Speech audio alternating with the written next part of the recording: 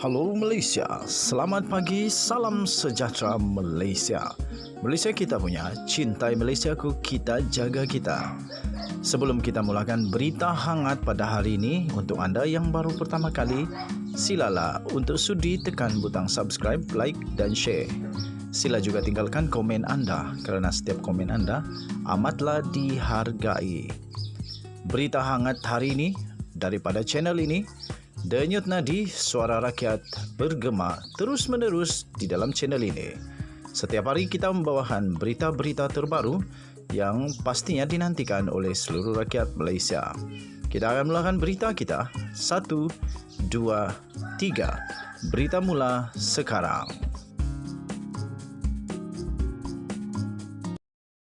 Salam sejahtera Malaysia, selamat malam. Berita terkini dipetik daripada bharian.com.my bertajuk Parlimen tergantung, Agung boleh perintah secara isytihar darurat, kata Tengku Razaleigh Hamzah. Yang di-Pertuan Agong Al-Sultan Abdullah Riayatuddin Al-Mustafa Billah Shah ketika melawat petugas media yang membuat liputan di depan pintu 2 Istana Negara menunggu kehadiran Ketua Parti bagi mengemukakan calon Perdana Menteri. Berita penuh. Kuala Lumpur, hanya yang di-Pertuan Agong mempunyai satu kuasa yang muktamad untuk membantu jalan penyelesaian terbaik dalam memastikan kerajaan baru dapat dibentuk dalam masa terdekat jika semua parti gagal mencapai kata sepakat. Demikian kata daripada veteran UMNO iaitu Tengku Razaleigh Hamzah yang berkata Seri Paduka Baginda yang di-Pertuan Agong boleh mengisytiharkan darurat jika kesemua ketua gabungan parti yang meraih kerusi dalam pilihan raya umum ke-15 mencari kata sepakat gagal mencari kata sepakat dalam membentuk kerajaan. Sekiranya tiada gabungan parti mendapat majoriti 112 kursi, maka kuasa itu kembali kepada yang di-Pertuan Agong. Hanya Baginda yang boleh menentukan caranya. Tambahnya lagi, kalau semua parti tidak dapat menghasilkan satu formula untuk bekerjasama, mungkin yang di-Pertuan Agong akan memerintah secara darurat. Ini menerusi kuasa yang ada pada Baginda mengikut perkara 150 Perlembagaan Persekutuan sehingga keadaan boleh menubuhkan kerajaan ini adalah pendapat saya, katanya dalam satu sidang media di sini hari ini. Tengku Razaleigh yang turut gagal mempertahankan kerusi Parlimen Gua Musang pada PRU ini berkata tempoh darurat itu jika diisytiharkan kelak bergantung kepada keupayaan semua parti mendapatkan kesepakatan membentuk kerajaan. Katanya, berapa lama tempoh itu terpulang kepada yang di-Pertuan Agong. Sekiranya Baginda rasa perlu pegang setahun, 2 tahun, 3 tahun, sehingga pihak politik boleh berdamai sesama mereka dan bersetuju berpakat. Jika tidak, perkara akan jadi seperti ini semula, iaitu kerajaan tergantung atau mungkin lebih teruk lagi daripada ini saya fikir, katanya.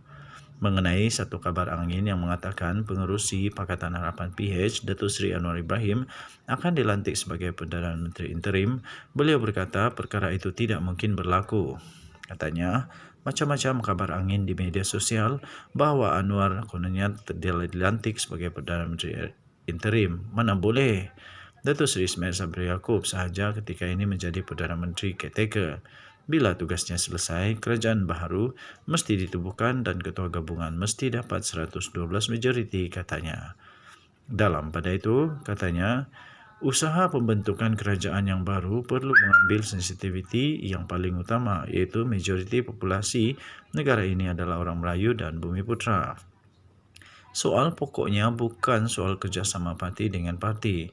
Soal pokok yang kita semua perlu fikir adalah majoriti penduduk di Malaysia adalah Melayu dan Bumiputra yang mana lebih 50% dari populasi. Kita tidak boleh abaikan ini. Ini sensitiviti, katanya lagi. Tambahnya, kalau anda tanya Ketua Pembangkang dulu pun, dia selalu menimbulkan the leader of this country must be acceptable Malay. Pemimpin negara ini mestilah dalam kalangan orang Melayu yang diterima, katanya. Tambahnya, jika kita bercakap mengenai Anwar Ibrahim, dia adalah pemimpin PH yang mana ada DAP, Amanah dan PKR. Tapi PKR cuma ada 27 kerusi, Amanah ada 3 kerusi dan DAP ada 40 kerusi. Parti ini didominasi oleh DAP. Bolehkah Anwar mengawal PH dengan cara dia fikir boleh kawal? Yang mana Tun Dr. Mahathir Mohamad gagal ketika 22 bulan beliau mengetuai kerajaan PH. Apa yang buat kamu fikir Anwar dapat buat lebih baik dari Dr. Mahathir? Katanya lagi. Tambahnya lagi, PH memerlukan 112 dan memerlukan sokongan parti lain untuk menubuhkan kerajaan. Dan sekiranya UMNO menyokong, adakah ia akan diterima oleh rakyat dan ahli UMNO di peringkat akar umbi? Harap Yang di-Pertuan Agong dapat memberikan nasihat yang terbaik sebelum dipersetujui pembentukan kerajaan, katanya. Tambahnya, perlu ada faktor ini iaitu sensitiviti Melayu dan Bumiputra. Selain daripada soal kesihatan rakyat, ekonomi yang merudum jatuh, tetapi masalah politik tidak selesai, tidak stabil yang mengimpit kehidupan rakyat, katanya. Tambahnya, kita berharap apa juga persetujuan yang dicapai akan memenuhi kehendak orang ramai kerana faktor utama adalah populasi Melayu dan Bumiputra yang mana populasinya terbesar dalam negara ini, katanya.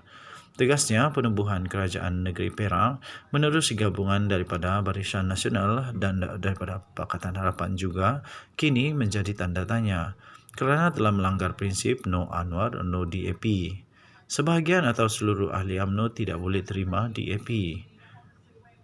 Tambahnya lagi, bahkan Perhimpunan Agung UMNO PAU sudah pun membuat keputusan bahawa tidak akan bekerjasama bukan saja dengan DAP atau Pakatan Harapan, tetapi dengan pimpinan Anwar Ibrahim.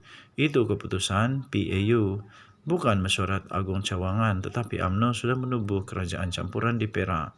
Ini menjadi tanda tanya, katanya lagi, di dalam kenyataan itu.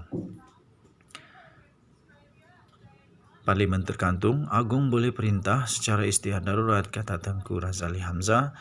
Artikel ini dikeluarkan pada 22 November 2022 pada pukul 8.45 malam. Seperti yang kita ketahui, petang tadi, Datuk Seri Anwar Ibrahim dan juga Tan Sri Muhyiddin Yassin telah pun menghadap Seri Paduka Baginda Yang di-Pertuan Agong dan akhirnya didedahkan oleh Tan Sri Muhyiddin Yassin yang berkata bahawa Agong memberikan cadangan untuk penggabungan Pakatan Harapan dan juga Perikatan Nasional. Tetapi Tan Sri Muhyiddin Yassin telah menolak cadangan itu kerana sejak awal lagi Pakatan Harapan, sejak awal lagi Perikatan Nasional telah membuat keputusan tidak akan bekerjasama dengan Pakatan Harapan pimpinan Datuk Seri Anwar Ibrahim. Dengan itu dikabarkan melalui satu kenyataan rasmi daripada Istana Negara bahawa pukul 10 pagi besok, 10.30 pagi besok, Seri Paduka Baginda Yang di-Pertuan Agong akan menemui dan akan bertemu dengan 30 ahli MP yang telah menang dalam Barisan Nasional. Baginda akan berjumpa dengan mereka semua dan mungkin akan bertanya siapakah pilihan mereka. Kita berdoa semoga Seri Paduka Baginda Yang di-Pertuan Agong akan membuat keputusan yang terbaik untuk negara Malaysia. Denyut nadi suara rakyat terus bergema di channel ini. Jangan lupa untuk tekan butang subscribe, like dan share. Sila tinggalkan komen anda untuk perbaikan video-video di dalam channel ini pada masa akan datang. Malaysia kita punya, cintai Malaysia aku, kita jaga kita. Sekali lagi, selamat malam Malaysia. Kita jumpa lagi. Bye-bye.